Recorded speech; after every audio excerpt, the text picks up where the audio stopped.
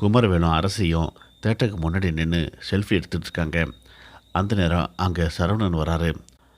அரசியையும் குமாரவேலையும் பார்த்துட்டு ரொம்ப அதிர்ச்சியாகி போயிட்டு வேகமாக போயிட்டு, அரசியை நீ எங்கே இங்கே வந்த, நீ எதுக்குடா என் தங்கச்சி கூட்டிகிட்டு வந்திருக்கிறேன் அப்படின்னு சொல்லிட்டு குமரவேல் சட்டையை பிடிச்சி கேட்குறாரு.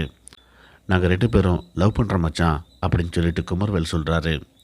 இதை கேட்ட சரவணன் அதிர்ச்சியோட அரசியை பார்த்து, அப்போ ஓ மேலே தான் நம்பிக்கை அதிகமாக வச்சுருக்காரு, அவர் நம்பிக்கையில் மண்ணலை போட்டியே, இன்றைக்கே இதுக்கு ஒரு முடிவு கட்டுறேன் அப்படிங்கிற மாதிரி பேசுகிறாரு.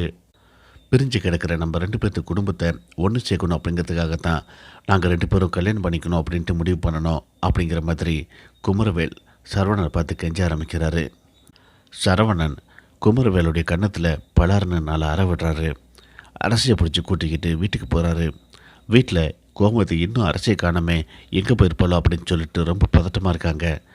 பாண்டியன் பக்கத்தில் உட்காந்துருக்காரு. அவள் என்ன சின்ன பிள்ளையா, நீ எதுக்காக பயப்படுற, அவள் இன்னும் கொஞ்சம் நேரத்தில் வந்துடுவா, நீ ஒன்றும் கவலைப்படாத அப்படிங்கிற மாதிரி பாண்டியன் ரொம்ப பெருமையாக ரொம்ப நம்பிக்கையோடு சொல்லிட்டு இருக்காரு. அந்த நேரம் அங்கே சரவணன் அரசியை கூட்டிகிட்டு வராரு. நீங்கள் வச்சிருந்த நம்பிக்கை எல்லாத்தையுமே இவன் மண்ணெலி போட்டப்பா, இவ குமரவேல் கூட சினிமா பார்க்க போயிட்டா, குமரவேலை லவ் பண்ணுறாலாம் அப்படிங்கிற மாதிரி எல்லா உண்மையையும் போட்டு உடைக்கிறாரு. இதை கேட்ட பாண்டியன் பயங்கர கோபத்தோட அரசி கன்னத்தில் ஓங்கி அறையிறாரு. இனிமே நீ வீட்டை விட்டு வெளியே போகக்கூடாது, இன்னும் ஒரு 10 நாளில் என் அக்கா பையனுக்கும் உனக்கும் கல்யாணம் அப்படிங்கிற மாதிரி பெரிய கொண்டு தூக்கி போடுறாரு. இதை கேட்ட அரசி அதிர்ச்சியாக நிற்கிறாங்க. இதோட இந்த பிரமம் முடியுது.